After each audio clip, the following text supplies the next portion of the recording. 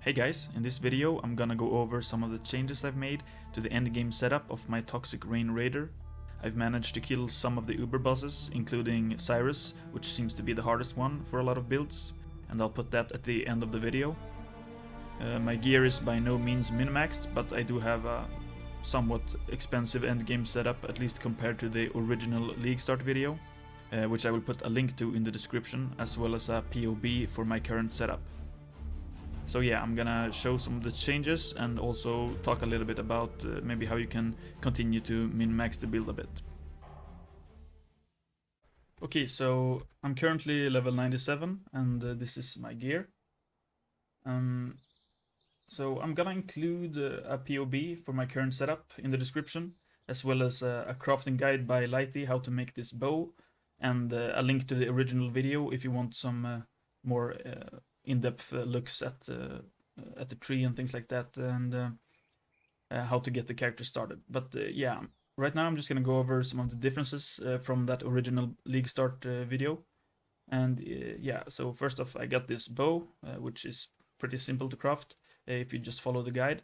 It costs about, I would say in total maybe 10x, 7x worth of meta crafting, but then you gotta link it as well and some things like that, and get some of the rolls.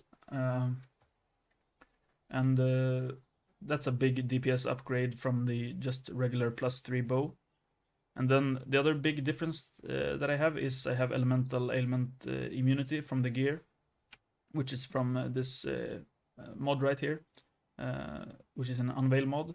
I used recombinators to get this with the Temple mod and the Unveil mod. And then just make sure you have an open prefix for the Gravicious craft, and then you can fix the suffixes using Eldritch Chaos Orbs. You could also use Aisling 4 on if you already have a link chest, for example, with the Temple mod to get it. You're probably not going to find a bunch of these on the market, but it's pretty simple to craft it on your own. And then I also have 50% avoid being ignited, and then 50% avoid being shocked through the belt and the Abyss Jewel. And then I have freeze immunity here, cannot be frozen, and then an extra 17 avoid on the implicit here.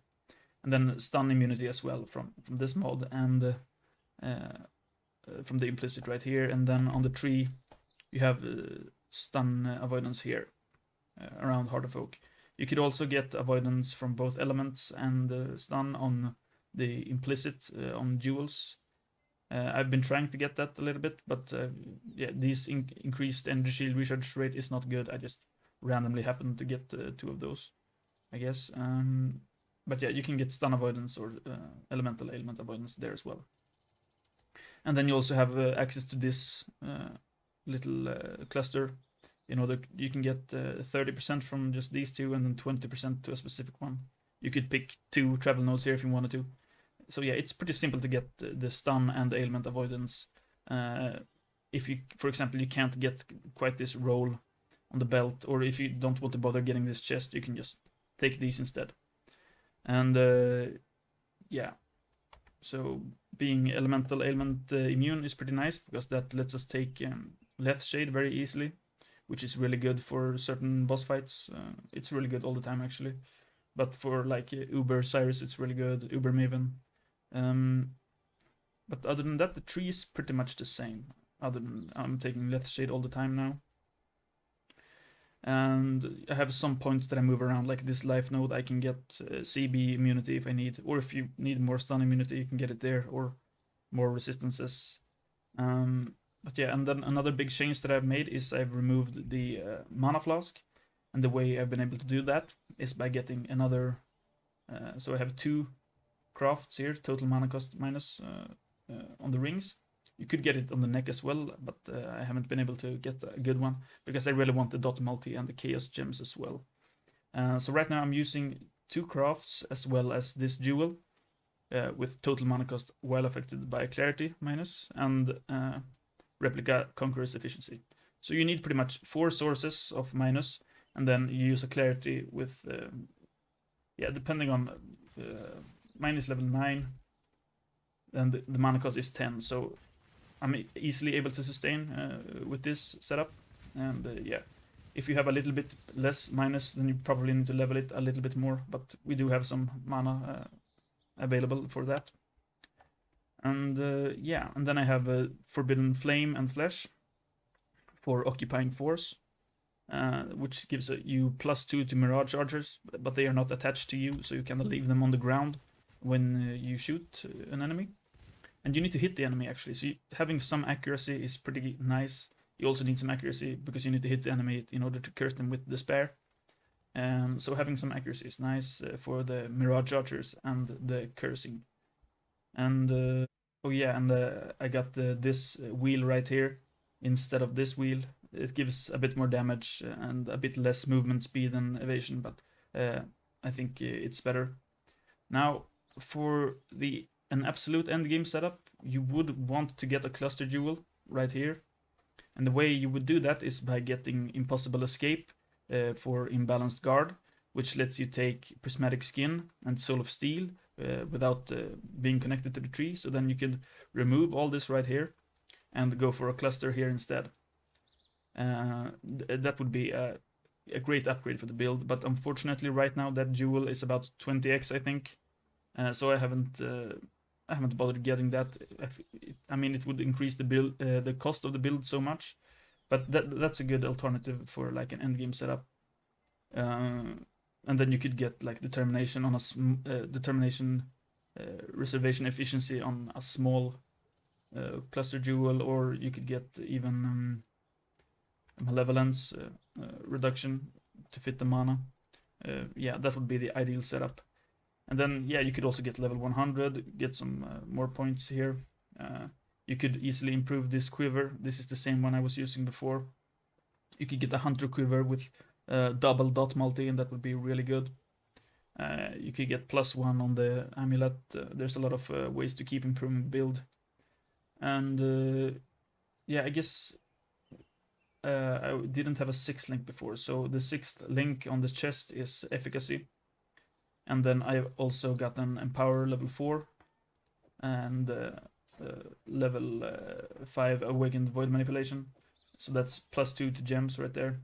And then Awakened Vicious Projectiles too. That's not quite as important because it doesn't give +1, but it's a nice upgrade. And yeah, I'm gonna include a POB if you want to look a little bit closer on everything. Maybe I should talk about the flasks, I guess. I'm using an Amethyst Flask for like a general mapping instead of the Mana Flask. But you could use some other setups. I like to use one more Life Flask for bossing. And yeah, I think that's about all the changes that I've made to the build. I'm gonna leave Sirus, Uber Sirus kill here at the end of the video. And yeah, thanks for watching. A real talent. You finally caught my attention.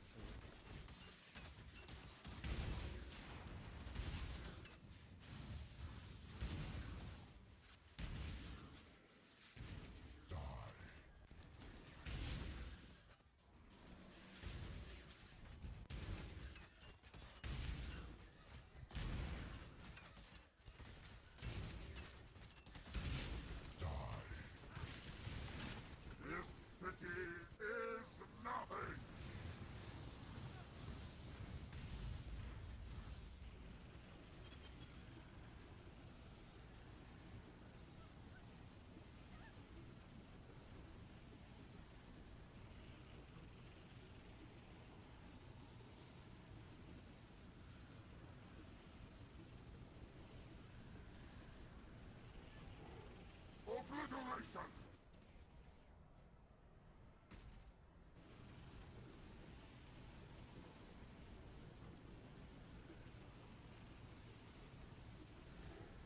Fury of the Cosmos! The others found strength in their projections. They became reliant on them. And not so foolish.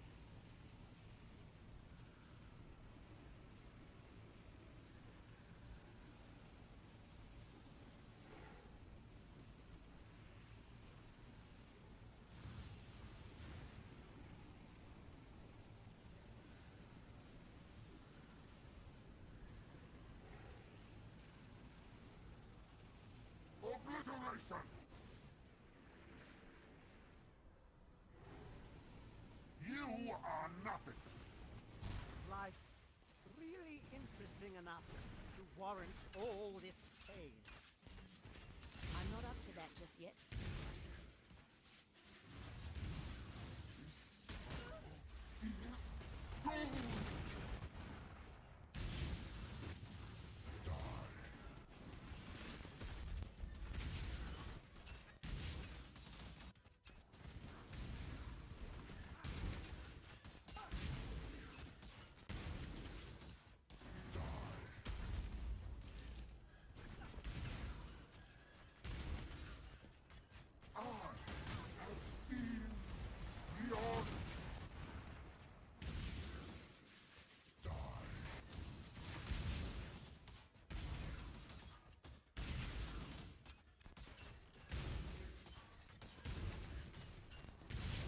This city is nothing!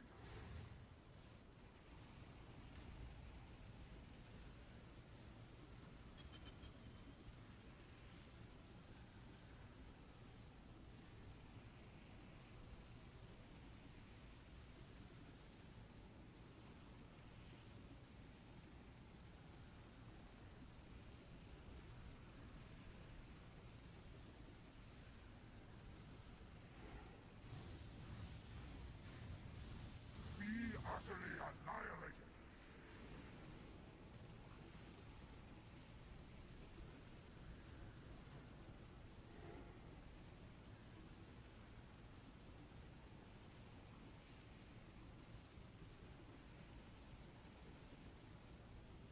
Be utterly annihilated!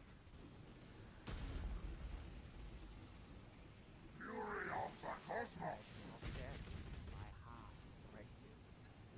I am alive.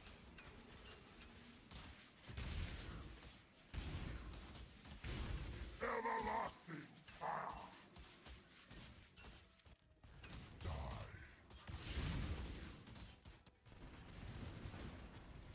Feel the thrill of The void! Die!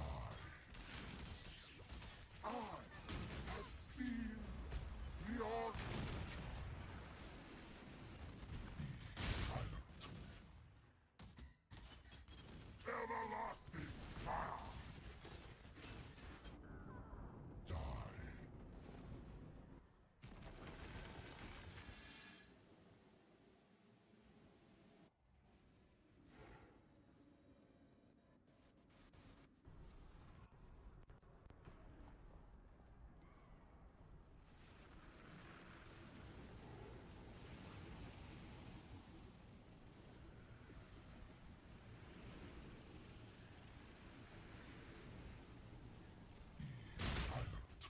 I'm not up to that just yet. feel the thrill